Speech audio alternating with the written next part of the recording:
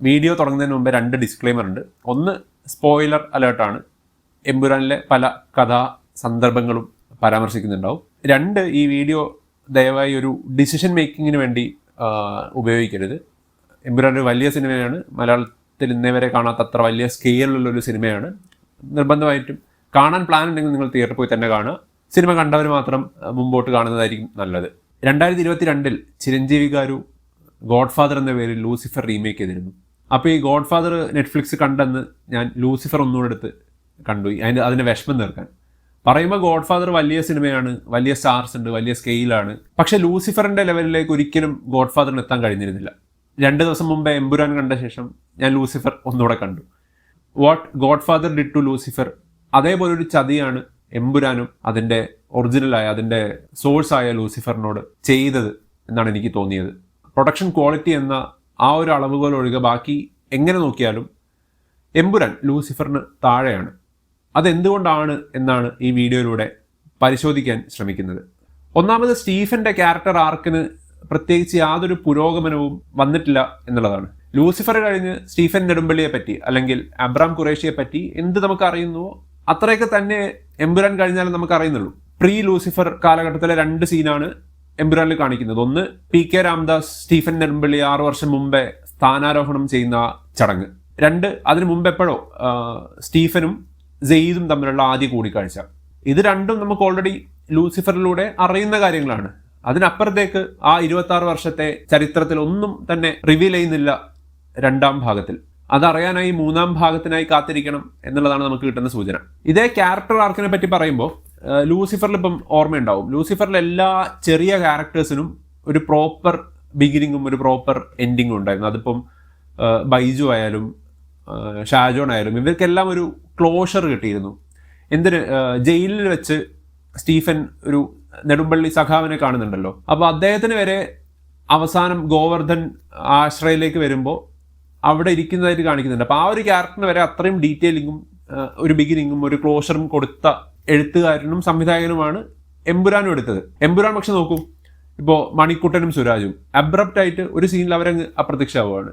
NPTVയിലെ സഞ്ജീവും അരുന്ധതിയും ഇവരുടെ എമ്പുരാനിലെ ഒരേ ഒരു റോൾ എന്ന് പറയുന്നത് എന്തെങ്കിലും വലിയ സംഭവം നടക്കുമ്പോൾ ആ ഒരു ഞെട്ടുന്ന എക്സ്പ്രഷൻ ഇടുക എന്നുള്ളത് മാത്രമാണ്. അല്ലാണ്ട് ഇവർക്കൊന്നും ചെയ്യാനില്ല. അതല്ലാതെ ആകെ ഒരു ആർക്കുള്ളത് സെയ്ദിനാണ്. സെയ്ദിനൊരു ഫ്ലാഷ് ബാക്ക് ഉണ്ട്, ഒരു കോൺഫ്ലിക്റ്റ് ഉണ്ട്, ഒരു ക്ലോഷർ ഉണ്ട്. പക്ഷെ അതായിരുന്നു ലൂസിഫറിന്റെ 2ാം ഭാഗം എമ്പുരാനിൽ വേണ്ടിയിരുന്നത് എന്നുള്ളൊരു സംശയം ബാക്കിയാണ്. ലൂസിഫർ ഫേവററ്റ് ആയതിൻ്റെ ഒരു കാരണം അത് പുലർത്തിയ ഒരു സട്ടിലിറ്റി ഉണ്ടായിരുന്നു. അത് എമ്പുരാനിൽ വരുമ്പോൾ പൂർണ്ണമായും ഇല്ലാതാവുകയാണ്. ഉദാഹരണത്തിന്, ലൂസിഫറിലെ ടോവിനോയുടെ പ്രസംഗം ഓർമ്മയില്ലേ? ടോവിനോ പ്രസംഗിച്ച് കഴിഞ്ഞ് നമ്മൾ കുറച്ച് റിയാക്ഷൻസ് കാണുന്നു. അത് കഴിഞ്ഞ് ബൈജുവിൻ്റെ ഒരു റിയാക്ഷനും ഒരു കയ്യടിയുണ്ട്. ആ പ്രസംഗം കേട്ടാൽ നമുക്ക് കൈയടിക്കാൻ തോന്നും. പക്ഷേ എമ്പുരാനിലേക്ക് വരുമ്പോൾ മഞ്ജു വാര്യർ പ്രസംഗിച്ച് കഴിഞ്ഞ് ബൈജുവിനെ കൊണ്ട് പറയിപ്പിക്കുകയാണ്. ബൈജുവിനെ കൊണ്ടല്ല, ബൈജുവിൻ്റെ ശിങ്കിടിനെ കൊണ്ട് പറയിപ്പിക്കുന്നുണ്ട്. രോമാഞ്ചം വന്നതെന്നും എന്നിട്ട് രോമം എണീറ്റിരിക്കുന്നതും കാണിക്കുന്നുണ്ടെന്ന് തോന്നുന്നു. അപ്പോൾ ആ ലെവലിലാണ് സ്പൂൺ ഫീഡിങ്. പ്രസംഗം കേട്ട് രോമാഞ്ചം നമുക്ക് ഫീൽ ചെയ്യിപ്പിക്കുന്നിടത്താണ് കഴിവ്, അല്ലാതെ ഇത് കേട്ടിട്ട് രോമാഞ്ചം വന്നു എന്ന് പറയിപ്പിക്കുന്നതല്ല. ഇത് മറ്റേ വർഷങ്ങൾക്ക് ശേഷത്തിൽ സിനിമയുടെ മാജിക് ആടാ എന്ന് പറയിപ്പിക്കുന്ന പോലത്തെ ഒരു പരിപാടിയായി പോയി. അതേപോലെ ഈ സിംബോളിസം കാണിക്കുന്നതെല്ലാം ഭയങ്കര ഓൺ യുവർ ഫേസ് ആണ്. മരച്ചില്ല പൊട്ടി വീണ് എല്ലാകുന്നു, കുരിശ് എല്ലാകുന്നു. ആ ഒരു സട്ടിലിറ്റി അങ്ങ് പോയി.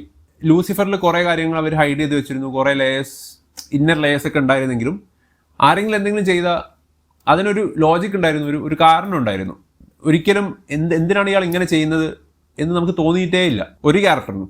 പക്ഷേ എമ്പുരാനിലേക്ക് വരുമ്പം പലരും എന്തിനാണ് ഇങ്ങനെയൊക്കെ ചെയ്യുന്നത്, എന്താണ് സംഭവം, നമുക്ക് സംശയം ഇങ്ങനെ തോന്നിക്കൊണ്ടിരിക്കുകയാണ്. ഫോർ എക്സാമ്പിൾ സെയ്ദിൻ്റെ കാര്യം തന്നെ എടുക്കാം. അപ്പോൾ ഇയാളുടെ കുടുംബത്തിനെ മുഴുവൻ നശിപ്പിച്ച, ഒറ്റ രാത്രി കൊണ്ട് ഇല്ലായ്മ ചെയ്ത ഈ ഒരു കൊടൂര വില്ലനോട് പ്രതികാരം ചെയ്യാൻ സെയ്ദ് ഇത്രയും കാലം കാത്തിരിക്കുകയാണ്. ഏഷ്യയിലെ ടോപ്പ് മെർസിനറി ഗ്രൂപ്പൊക്കെ ആയ ശേഷവും ഇയാൾ ഇങ്ങനെ കാത്തിരിക്കുകയാണ്. എന്തിനാണ് കാത്തിരിക്കുന്നത്? സെയ്ദിൻ്റെ ലക്ഷ്യവും അബ്രാം ഖുറേഷിയുടെ ലക്ഷ്യവും സെയിം ആവാൻ വേണ്ടി. ജതിൻ രാംദാസ് ഇവരുമായിട്ട് കൂട്ടുകൂടിയില്ല, അല്ലെങ്കിൽ ഇയാൾ ഒരിക്കലും കേരളത്തിലേക്ക് വന്നില്ല എന്ന് വിചാരിക്കുക. അങ്ങനെയാണെങ്കിൽ സെയ്ദ് കാലാകാലം ഈ പക മനസ്സിൽ വെച്ച് ഇങ്ങനെ ഇരിക്കുമോ, അതോ അതിന് മുമ്പേ പ്രതികാരം ചെയ്യുമോ? അതെന്താണ് അതിൻ്റെ ലോജിക്ക് എനിക്ക് മനസ്സിലാവുന്നില്ല.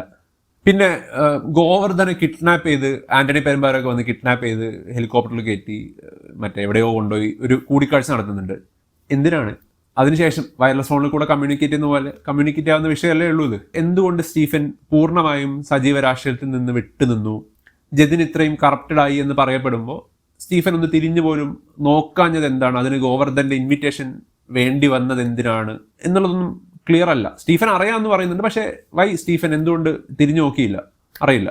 പിന്നെ ലൂസിഫറിലെ ഇന്റർവെൽ പഞ്ച് ഓർമ്മയില്ലേ? അതൊരു ഒഴുക്കിലിങ്ങ് വന്നതാണ്. പക്ഷേ എമ്പുരാനിൽ വരുമ്പം സ്റ്റീഫൻ മരിച്ചു എന്നുള്ളൊരു വാർത്തയൊക്കെ പരക്കുന്നു. അത് സ്റ്റീഫൻ മരിച്ചിട്ടില്ല എന്ന് നമുക്കും അറിയാം, ഉണ്ടാക്കിയവർക്കും അറിയാം, എല്ലാവർക്കും അറിയാം. പക്ഷെ സ്റ്റിൽ വെറുതെ ഒരു ഫോർ ദ സെയ്ക്ക് ഓഫ് ഒരു ഇന്റർവൽ പഞ്ച് അല്ലെങ്കിൽ ഒരു ഞെട്ടിക്കൽ ഉണ്ടാക്കാൻ വേണ്ടി ചെയ്തൊരു ഗിമ്മിക്ക് പോലെ തോന്നി. അതേപോലെ തന്നെയാണ് സ്റ്റീഫന്റെ ഫൈറ്റുകളുടെ കാര്യവും. ഇത്രയും വലിയൊരു വാർലോഡ്, ഇത്രയും വലിയൊരു പവർ സെന്റർ. ലൂസിഫറിൽ സ്റ്റീഫൻ എൻ്റെ ഓർമ്മ ശരിയാണെങ്കിൽ ഒരു 2 സ്ഥലത്താണ് ഫൈറ്റ് ചെയ്യുന്നത്. അവസാനം ബോബിയെ ഫൈറ്റ് ചെയ്യാതെ സ്റ്റീഫനായിട്ട് ഇറങ്ങി ഫൈറ്റ് ചെയ്യാതെ കൊല്ലുന്നുണ്ട്. സ്റ്റീഫൻ ഫൈറ്റ് ചെയ്യുന്ന 2 പോയിന്റാണുള്ളത്. ഒന്ന് ഫാക്ടറി ഫൈറ്റും, 2 മറ്റേ ജയിലിലെ ഫൈറ്റും. അവിടെ ഫൈറ്റ് ചെയ്യുക എന്നുള്ളതൊരു ആബ്സല്യൂട്ട് നെസസിറ്റിയാണ് സ്റ്റീഫന്. അതുകൊണ്ടാണ് ആ പഞ്ച് നമുക്ക് കിട്ടുന്നത്. എമ്പുരാനിൽ 2 സ്ഥലത്താണ് ഫൈറ്റ്. ഒന്ന് ഫോറസ്റ്റിലുള്ള ഫൈറ്റ്.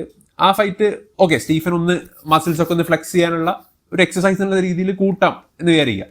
അപ്പോഴും ആ ഫൈറ്റ് ഒരു നെസസിറ്റി അല്ല. അയാൾക്ക് ചുറ്റും സ്നൈപ്പറുകളുണ്ട്. ഒരു 2 മിനിറ്റോട് തീർക്കാവുന്ന സീനേ ഉള്ളൂ ഇത്.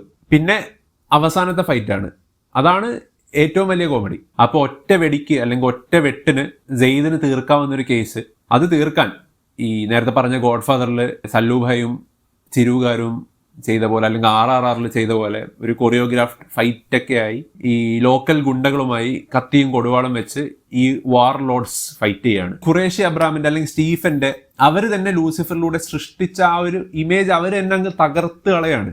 ഈ ലൂസിഫറിൽ ബോബിയെ കൊല്ലുന്ന മുമ്പേ സ്റ്റീഫൻ പറയുന്നുണ്ട്, PK രാംദാസ് സാറിന്റെ കുടുംബത്തിൽ കയറി കളിച്ചത് കൊണ്ടാണ് ഇയാളെ തീർക്കുന്നത്. ഇവിടെ ഭജരംഗിയുമായി അങ്ങനെ വ്യക്തിപരമായി പോയി കണക്ക് തീർക്കേണ്ട ഒരു പ്രശ്നവും ഖുറേഷി അബ്രാമിനില്ല. ഈ ഭജരംഗി ഫ്ലാഷ് ബാക്കിലൊക്കെ ടെറർ ആയിരുന്നെങ്കിലും ഒരിക്കലും അബ്രാം ഖുറേഷിക്കൊത്തൊരു എതിരാളിയെ അല്ല അയാൾ. സെയ്ദിന്റെ കഥയിലെ പ്രധാന വില്ലനാണ്. അത് സെയ്ദിന് തീർക്കാവുന്ന ഒരു വിഷയമേ ഉള്ളൂ. ലൂസിഫറിലെ ബോബിയെ പോലൊരു ശക്തനായ വില്ലന്റെ അഭാവം എമ്പുരാനിൽ ത്രൂ ഔട്ട് ഉണ്ടായിരുന്നു. ഖുറേഷിയുടെ വോട്ടവർ കാണിച്ചിട്ടുള്ളതിൽ വില്ലൻ എന്ന് പറയുന്നത് കബൂഗയാണല്ലോ. കബൂഗക്കും ഒരു ഡെപ്ത് ഒന്നും ഫീൽ ചെയ്യുന്നില്ല. ആകെ 2 സീനിൽ എന്തോ വരുന്നു, 3ാമത്തെ സീനിൽ ഖത്തം. അതാണ് ഈ എമ്പുരാൻ ദൈവത്തിന് തൊട്ട് താഴെ മനുഷ്യന് എത്രയോ മേൽ, അത്രയും വലിയൊരു പേരും ഓവർലോഡ് എന്നൊക്കെ പറഞ്ഞിട്ട് കാണിക്കുന്നത് ഈ സെയ്ദിന്റെ പ്രതികാര കഥ.